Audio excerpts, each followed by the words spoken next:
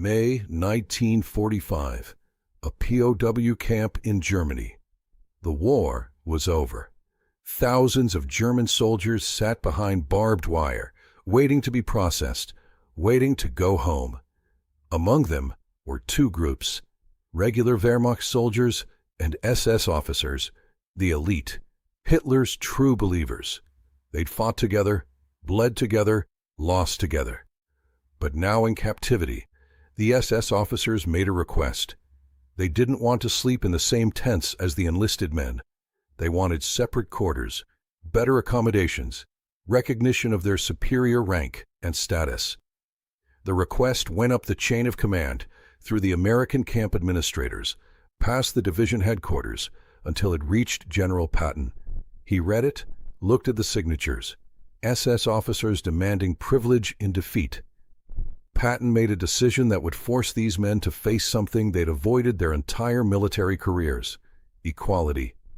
This is the story of the night the SS learned that their rank meant nothing anymore. To understand this moment, you need to understand the hatred between these two groups. The Wehrmacht were the regular German military, professional soldiers. Many had been drafted. They'd served because their country demanded it. They followed orders because that's what soldiers did. Some believed in the cause. Many just wanted to survive and go home. The SS were different. They were volunteers, every single one. They'd chosen to join Hitler's elite organization. They wore different uniforms, black with silver insignia. They had different standards, different training, and they believed they were superior, not just to the enemy, to everyone, including the Wehrmacht soldiers who'd fought beside them. For 6 years, this hierarchy had been absolute. SS officers gave orders. Wehrmacht soldiers obeyed. The SS got better equipment, better rations, better quarters. They were Hitler's chosen, and everyone knew it.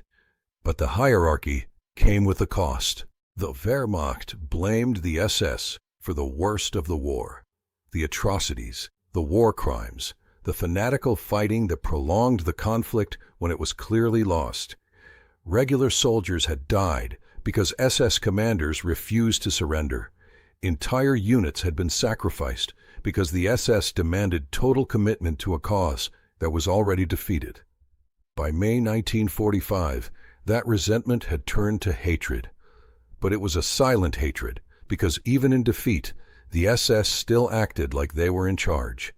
The POW camp held about 5,000 German prisoners. Most were Wehrmacht, regular infantry, tank crews, artillerymen. A few hundred were SS officers, mostly captured in the final weeks as the Reich collapsed. The Americans separated them during processing, not out of respect for German military hierarchy, just for practical reasons. Officers in one area, enlisted in another. Standard procedure for any army dealing with prisoners. But the sleeping arrangements were different. The camp used large tents. Each tent held about 30 men, cots arranged in rows, basic but adequate. And the Americans didn't separate by organization. They just assigned prisoners to tents as they came in. Wehrmacht and SS mixed together. For the first few nights, the SS officers kept to themselves, claimed the cots near the tent entrances, the better positions. The Wehrmacht soldiers took what was left. The pattern from the war continued even in captivity. Then, on the fourth night, an SS major named Klaus Richter decided he'd had enough. He couldn't sleep next to common soldiers anymore. The snoring, the smell, the lack of respect. He gathered several other SS officers and drafted a formal request. The request was written carefully. Professional military language. They cited regulations. They referenced the Geneva Convention. They argued that officers deserved separate quarters, regardless of national affiliation. That mixing ranks violated military tradition and discipline. What they really meant was simple. They didn't want to sleep next to soldiers they considered beneath them. The request went to the camp commandant, an American colonel named Morrison. He read it, almost laughed. The SS officers who'd spent 6 years telling the world they were superior wanted separate quarters from the men they'd led into disaster. Morrison could have denied it immediately, but he wanted someone else to see it. So he sent it up to Division. Division sent it to 3rd Army Headquarters, to Patton. Patton read it in his office that afternoon. He'd been dealing with SS prisoners for weeks. Most were arrogant, even in defeat, still acting like they were special, still expecting privilege. He'd had enough. He called Morrison directly. The SS officers who submitted the request, how many? About 80, sir. Mostly majors and captains, a few colonels. And they want separate tents? Yes, sir, because they don't want to sleep with regular soldiers. That's correct. Patton was quiet for a moment. Then, how many Wehrmacht soldiers in the camp?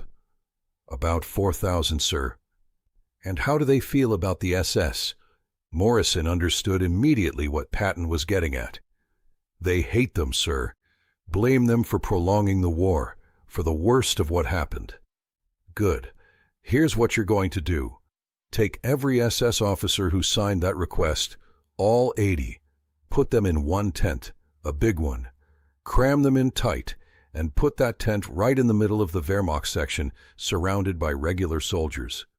Morrison smiled. Understood, sir. And make sure the Wehrmacht soldiers know who wanted special treatment. Let them know the SS thought they were too good to sleep next to them. Yes, sir. One more thing. I'm coming to visit tomorrow. I want to see how they're settling in. That evening, the Americans moved the SS officers. Guards came to the tents where they'd been sleeping, called out names, told them to gather their belongings.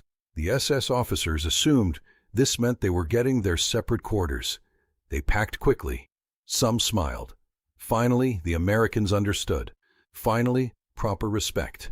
They were led across the camp, past rows of tents, into the Wehrmacht section, to a large tent that had been set up that afternoon. 80 cots crammed inside, barely room to walk between them. Richter looked at the tent, then at the guard. There must be a mistake. No mistake. This is your new quarters. This is one tent for all of us. That's right. We requested separate quarters away from the enlisted men. The guard smiled. You got separate quarters. You're separated from the Wehrmacht. You're all together now. Just SS, like you wanted. Richter realized what had happened. This wasn't accommodation. This was punishment. The SS officers had no choice. They filed into the tent, found cots, tried to settle in.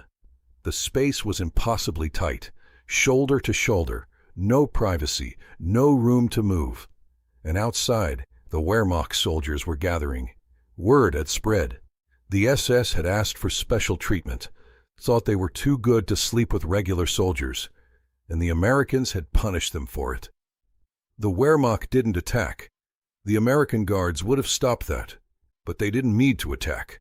They just needed to watch, to enjoy the spectacle of the SS crammed into one tent like animals, to see the elite reduced to the same conditions everyone else had. Worse, actually, because at least the Wehrmacht had room to breathe. That night, none of the SS officers slept. The tent was suffocating, hot. The smell of 80 men in close quarters was overwhelming, and outside they could hear the Wehrmacht soldiers talking, laughing, mocking. The next morning, Patton arrived. He walked through the camp with Morrison, inspected the facilities, checked on conditions. Standard commander visit until they reached the Wehrmacht section. This is where we put them, sir. Patton looked up a large tent, saw the SS officers inside, crowded, miserable. Outside, Wehrmacht soldiers watched. Some grinned. Bring out the one who wrote the request. Guards went into the tent, brought out Richter. He stood before Patton, tried to maintain military bearing, but he was exhausted, dirty. The night had broken something in him. Patton studied him, then spoke. You requested separate quarters? Yes, sir. Because you didn't want to sleep with regular soldiers. We felt it was inappropriate for officers to share quarters with enlisted men. Officers, is that what you are? Yes, sir. Major Klaus Richter, Waffen-SS. The SS, Hitler's personal army. We were an elite unit. Yes, elite. That's an interesting word. What made you elite? Richter hesitated. This felt like a trap. Superior training, standards, commitment to the cause being a war that killed 50 million people. We served our country. You served Hitler. There's a difference. Your Wehrmacht colleagues here, many of them were drafted. They didn't have a choice. You volunteered. You chose this. And now you think that makes you superior to them. I didn't say that. You didn't have to. You wrote it in a request asking not to sleep near them. Richter said nothing.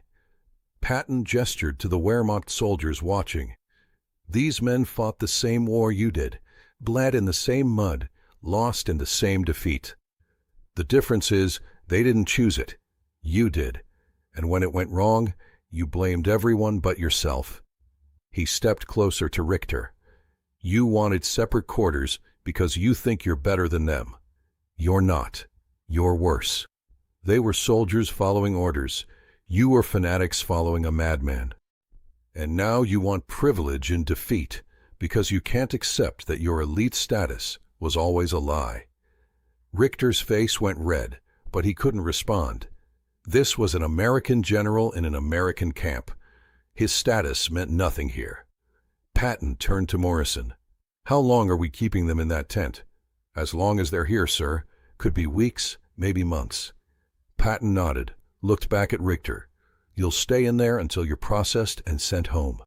All 80 of you crammed together, while the soldiers you thought you were better than sleep comfortably in regular tents. And every morning you'll wake up and remember that your rank and your status and your superiority were all built on a foundation that collapsed the moment you lost. He paused.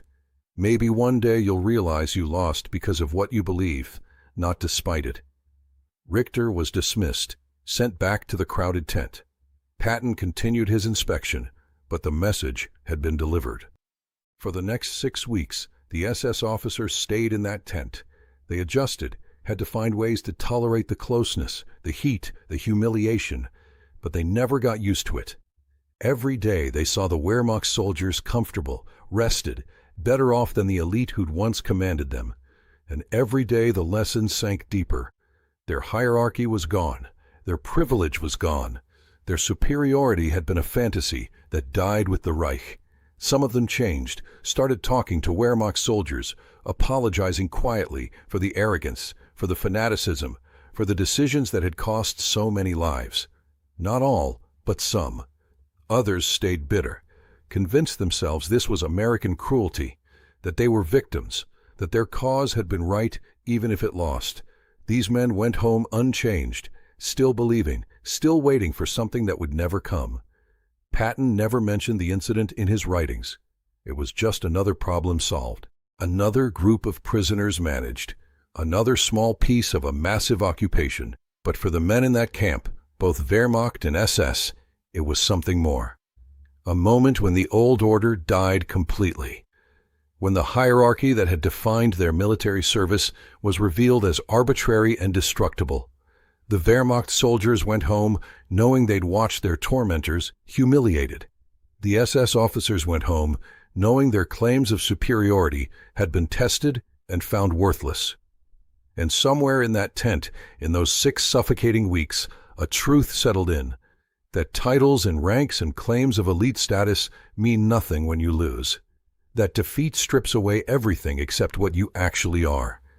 And for the SS, that revelation was harder than any battle they fought. So, would you have done the same? Or would you have separated them and kept the peace? Let us know in the comments. And if you want more stories about World War II and the moments when old hierarchies collapse, make sure to subscribe. We will see you in the next video.